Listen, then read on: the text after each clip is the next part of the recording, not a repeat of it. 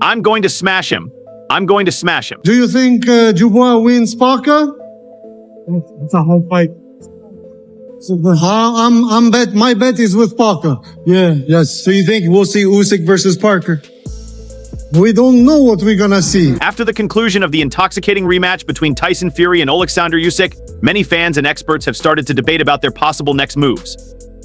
Meanwhile, Joe Rogan, who is a notable personality in the combat community, shared his thoughts on Usyk's victory, labeling him as one of the best technical fighters of this generation who can triumph under any circumstances or against any sort of opponent, no matter how intimidating or brutal they might be. Joe also praised his ability to outmaneuver some of the biggest fighters in the heavyweight division, like Tyson Fury and Derek Chisora, despite his comparatively smaller size. That Usyk guy is talented. He's so talented. He's so small for a heavyweight too. He's nonstop movement and his footwork and everything. It's so different than anybody else.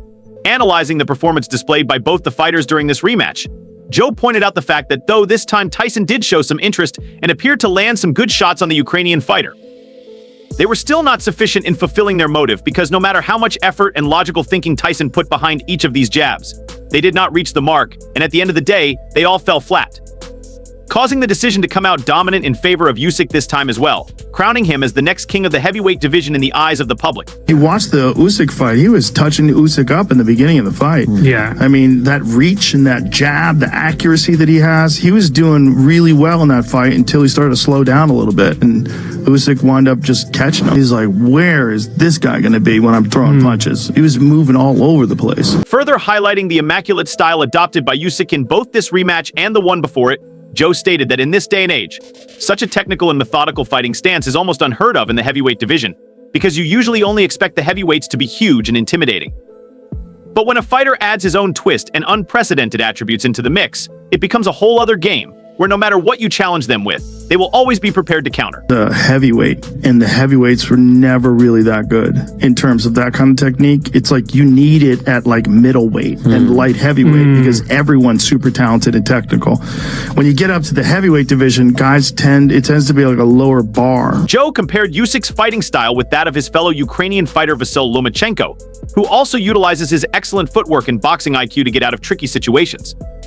Keeping these all factors in mind, Joe also expressed his desire for Usyk to continue to compete professionally inside the ring, stating that even though he has reached an age where anything can happen any day, his style and physique are still in pristine condition, which allows him to move on further toward more battles like the possible rematch with Daniel Dubois. Lomachenko and Usyk were trained by the same guy. They were both trained by Lomachenko's father. So they both have extreme technique. And then you have Bivol and Bitterbeef that just fought. Same thing. Both like super Soviet style boxing. And you go, whoa, like this is technique, like really, really high level technique.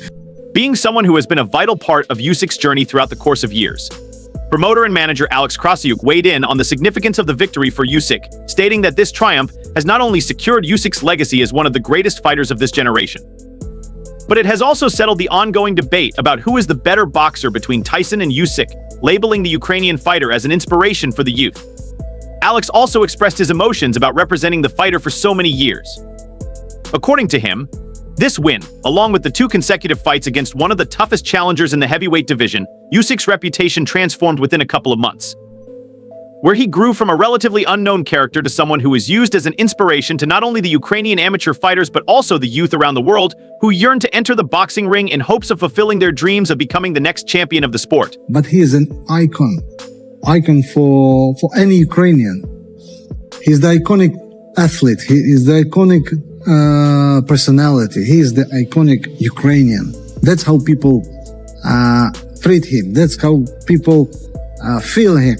And that's the reason why he is so popular and why people keep backing him, keep cheering for him, and keep supporting him everywhere. During countless interviews and public statements, Alex also touched upon the comments stating how Usyk was not a worthy opponent and that he is not as tough as people make it out to him, which according to Alex and his team is a ludicrous notion because even after the first fight, many experts and spectators stated otherwise, and that Usyk was able to cement his name in the division. This rematch has only solidified that claim that, with his sheer determination and hard work over the course of the last couple of months, Usyk has managed another magnificent win. So I don't know why, I don't know how, but he did look old for some reason. The biggest key in Usyk winning the fight. His hard work. That is the key. His hard work is the key. His hard work is the key. Not letting this topic slide without highlighting another important aspect in his interview, Alex shed some light on the incessant efforts from the international media to paint Usyk as a villain or fraud who only won due to the biased involvement of the judges. Blasting the critics and the alleged haters, Alex stated that according to him and all those who are adept professionals regarding close fights like these, there is no doubt that Usyk won from start to finish. Usyk's performance only adds to my happiness. Overall, what'd you think of the scorecards? 116 to 112. I consider it pretty fair because I have exactly the same. Moving on to the next possible move for Usyk, Alex refrained from giving any definitive statement, emphasizing that at this stage, they are not going to jump right back inside the ring because after the strenuous and excruciating last couple of months for the preparation of this rematch, it is mandatory for Usyk to take some time off from the professional ring and to recover from any injuries that he might have sustained. However, one thing that Alex did clarify was that there will be no retirement announcement for Usyk in the next 2 years, because the fighter still has a lot to give. As Usyk was mentioning, possible retirement as an option. No, Is that? no. He didn't mention it even in sauna. Yeah. According to Alex, at this stage, there are a lot of options that are available for Usyk, and after his rest is done, he can choose which one he wants to venture on. Expressing his wishes about the next possible strategy for Usyk, the promoter coyly hinted at a move to the cruiserweight division, explaining how, after being a heavyweight for quite some time now and having defeated some of the biggest names in this division, he wants to see the Ukrainian fighter move back to cruiserweight in an attempt to become the undisputed champion one more time after holding the prestigious title once before. Me, I would love to see Usyk becoming undisputed in the third time. So that was the priority over staying at heavyweight. No, but it's not like a priority. It's something that I would love to see. What about a move down to cruiserweight? Is that possible as well? Everything is possible, or nothing is impossible. Dismissing any such talks about a trilogy taking place between Tyson Fury and Usyk earlier next year, Alex stated that if Usyk's final verdict is about staying in the heavyweight division to take on other champions, then the best option for him would be to go against the winner of the upcoming fight between Daniel Dubois and Joseph Parker, set to take place on February 22nd next year. Now, although Alex seems to respect his fighter's possible decision about taking on Daniel once again after their fight way back in 2023, he believes that it might not be practical enough based on how the fight on February 22nd will most probably go in Joseph's favor due to his superior skills and attributes that tend to overpower the ones that Daniel currently has in his arsenal. Do you think Dubois wins Parker? It's a hard fight. My bet is with Parker. Yeah. Yes. So you think we'll see Usyk versus Parker? We don't know what we're gonna see. Usyk asked Turki Al-Sheikh to arrange the fight with Daniel Dubois. But it's a little bit too early because Daniel Dubois is facing Joseph Parker, who is a beast from New Zealand. And my bet is with Joseph.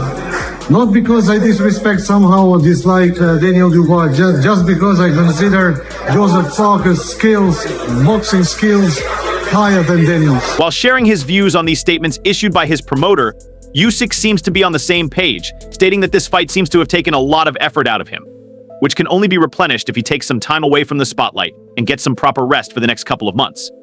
Emphasizing how he won't be highlighting any major events soon, Usyk added that after getting the job done once again, all he wants is to spend some quality time with his family, whom he might have neglected in the process of training for this fight. Because after the first fight concluded in May, he did not take any time off and jumped right back into an arduous fight. Listen, my next step, I wanna rest because maximum 2 months, maybe 1.5. Now, I wanna back home, rest, off my phone, and close. One last interview before going on his vacation, Usyk shared his immense gratitude for the fans who came out in his support and stood by his side from the very beginning. Also sharing his thoughts on his rival, Usyk emphasized that even though there might be some disputes regarding the eventual decision, one thing that both of them have to admit is that this fight was a legendary affair that made history, and it was also a fight where he not only gained more fame, but he also became much stronger and more technical due to the extreme threat and challenge that Tyson brought to the ring, which, in hindsight, eventually made him a better athlete. My English fans, thank you so much for your support. For me, it's very important. I appreciate it. Thank you so much. Слава Богу за все. Слава Україні. Tyson Fury make me strong. Tyson Fury continue not like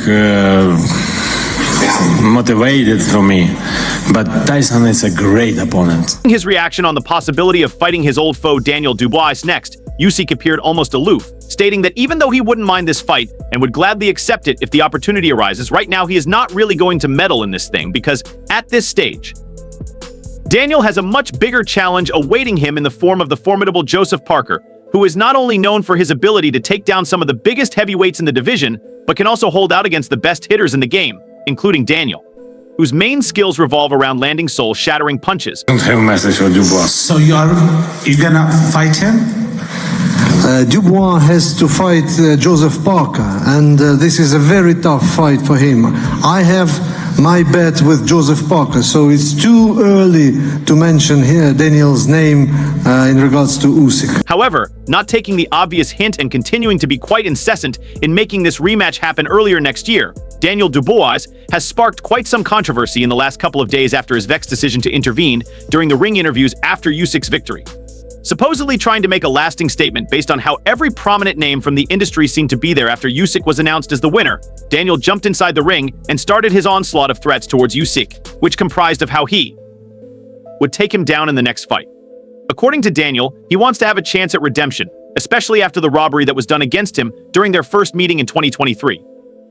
Now, what Daniel tried to allude to here is the situation surrounding him not getting the proper scoring from the judges, including the fact that a result-altering knockdown was also not counted in the end result, causing him to be declared as the loser in that fight.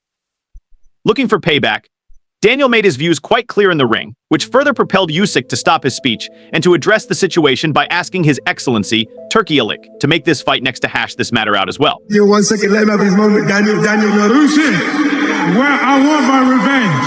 I want my revenge, Usyk. Well done on tonight. My brother. Well done on tonight. God bless.